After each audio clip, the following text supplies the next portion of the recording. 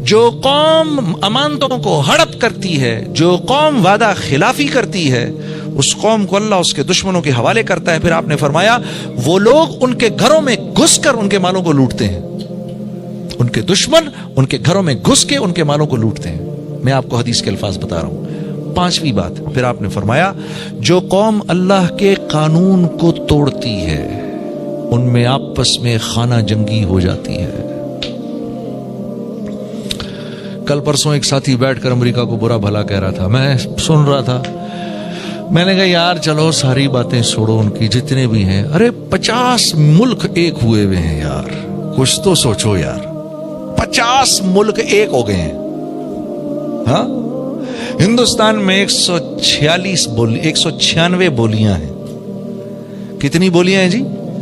196 بولیاں ہندوستان میں۔ ہاں، ایک ہوئی بات۔ ارے کیوں توڑا ہندوستان؟ ارے بھائی کیوں مانگا پاکستان یار؟ کیا ضرور؟ کیوں اللہ سے 10,000 سال پرانا ہندوستان توڑوایا بھائی؟ یہ تو بتاؤ یار خدا کے بندو، کچھ تو ذرا ہم ایک دوسرے سے بات کریں۔ کیوں کروا دیا بھائی؟ کیوں اللہ کے پیچھے پڑ گئے؟ یا اللہ ایسا ملک دے جہاں تیرے حبیب کی زندگی کو زندہ کریں ہم، ایسا ملک دے یا اللہ جہاں اخلاق والے مسلمان ہوں، اے اللہ ایسا ملک دے جہاں پر اچھے معاملات والے تاجر ہوں، یا اللہ ایسا ملک دے جہاں پر رحیم کریم حکمران ہوں، یا اللہ ایسا ملک دے جہاں پر دل میں امت کا درد رکھنے والی عوام ہو، امت کا درد، صرف پاکستان کا درد نہیں، امت کا درد۔ آپ کو پتہ ہے میرا آپ کا سب سے بڑا قصور کیا ہے؟ سب سے بڑا قصور جس کی وجہ سے آج اللہ کی طرف سے ہمیں مار پڑ رہی ہے، یہ ملک بنا اسلام کے نام پر تھا۔ یہ ملک بنا اسلام کے نام پر تھا۔ اسلام کے نام پر بننے کا کیا مطلب ہے؟ بھئی صحابہ جس نہج کو چھوڑ گئے اسی پر چلائیں گے ہم؟ ہاں، صحابہ اپنی زندگی کے بگاڑ میں، دوسرے کی زندگی کے بننے میں اپنی زندگی کا بننا نظر آتا تھا ان کو۔ صحابہ کو اپنی زندگی کے بگاڑ میں، سامنے والے کی زندگی کے بننے میں اپنی زندگی کا بننا نظر آتا تھا۔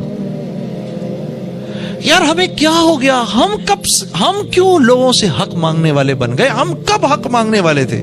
قرآن میں ایک جگہ تو مجھے بتاؤ جہاں اللہ کے نبی کا نام لیتے ہو، اللہ کا نام لیتے ہو، قرآن میں تو حق دینا، حق دینا، حق دینا، یہ اس کو دے دو، یہ اس کو دے دو، یہ اس کو دے دو، یہ اس کے لیے چھوڑ دو، یہ اس کو دے دو، یہ اس کو دے دو، دن و رات تو یہی ہے اس قرآن کے اندر۔ ہاں، کیونکہ تم نے اللہ کو نہیں مانا، اللہ نے تم لوگوں کے اوپر، میرے اوپر ایسے لوگ مسلط کیے جو ہمیں لوگوں کے بچوں کے منہ سے نوالنا چھیننا سکھاتے ہیں۔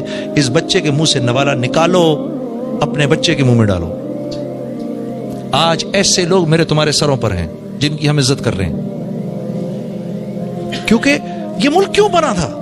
ہم نے تو سارے عالم کے مسلمانوں کے بارے میں سوچنا تھا، سارے عالم کے مسلمانوں کے بارے میں۔ حضرت علی کرم اللہ وجہ فرما رہے ہیں تمہیں پتہ ہے تم گناہ کرتے ہو تکلیف مجھے ہوتی ہے۔ کہا حضرت کیوں؟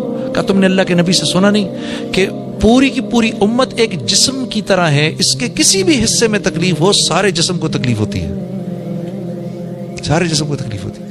آج مجھے مل جائے، اس کو نہ ملے، میں خوش ہوں اس بات سے۔ تو کیا ہے؟ اب ہر ایک آدمی کہہ رہا ہے مجھ کو میرا حق دو، مجھ کو میرا حق دو، مجھ کو میرا حق دو۔ ہم تو حق دینے والوں میں سے تھے، ہم تو حق دینے والوں میں سے ہیں۔ آپ یقین کرو میرے آپ کے مانگنے چھوڑنے سے کچھ نہیں ہوتا، ہوگا تو وہ جو اللہ چاہیں گے۔ حدیبیہ میں بھول گئے آپ کیا ہوا تھا؟ حدیبیہ میں آپ بھول گئے آپ کا آدمی ہمارے پاس آئے گا ہم واپس نہیں کریں گے، آپ کا آدمی ہمارے پاس آئے گا آپ نے اس کو واپس کرنا ہے۔ یہ کوئی سر پیر ہے اس بات کا؟ آپ سوچو ذرا، غور سے سنو۔ آپ کے آدمی کو ہم واپس نہیں کریں گے، لیکن ہمارا آدمی جب آپ کے پاس آئے گا آپ نے واپس کرنا ہے۔ اچھا، اور یہ یہاں محمد رسول اللہ نہیں لکھیں گے، محمد بن عبداللہ لکھیں۔ اگر میں ان کو رسول مانتا تو جنگ کیوں کرتا ہے ان سے؟ مٹاؤ اس کو۔ مجھے اور آپ کو کوئی آج یہ بات کہے کہ یہ مٹائیں محمد صلی اللہ علیہ وسلم کا نام یہاں سے، میں اور آپ نہیں برداشت کر سکتے اس بات کو۔ تو 1400 سال پہلے اللہ کے نبی کے صحبت یافتہ صحابہ نے اس بات کو کیسے لیا ہوگا؟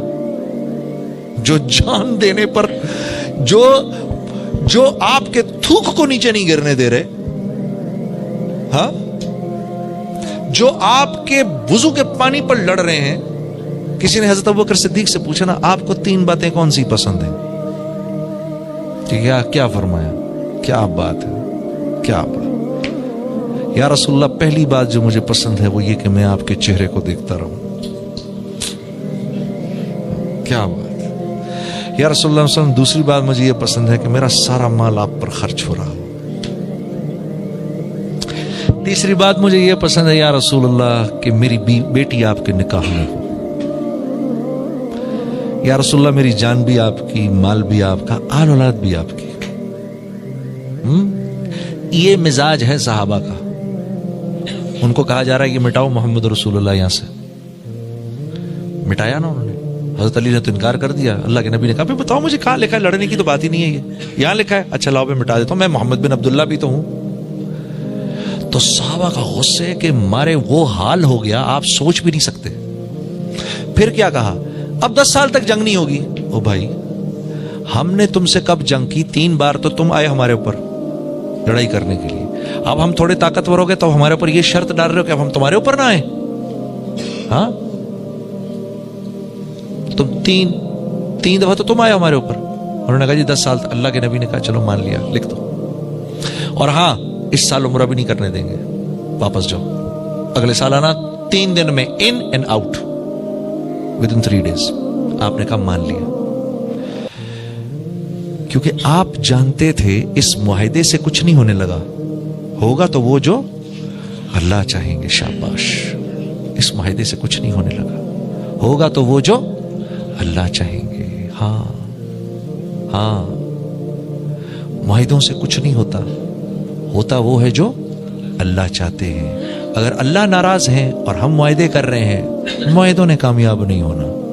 اللہ خوش ہیں، معاہدے نہیں بھی کریں گے، دل اللہ جوڑ دیں گے. معاہدوں سے کچھ نہیں ہوتا. ہوتا وہ ہے جو اللہ چاہتے ہیں. معافی مانگنی پڑے گی، توبہ کرنی پڑے گی. یا اللہ مجھے معاف کر دے، ہمیں معاف کر دے.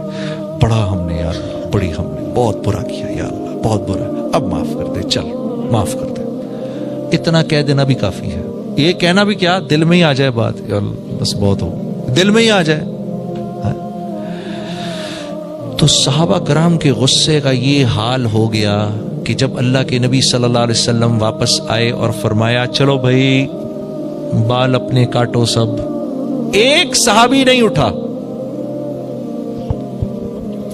ایک صحابی نہیں اٹھا بال کاٹنے کے لیے. کیا دل کی کیفیت ہوگی.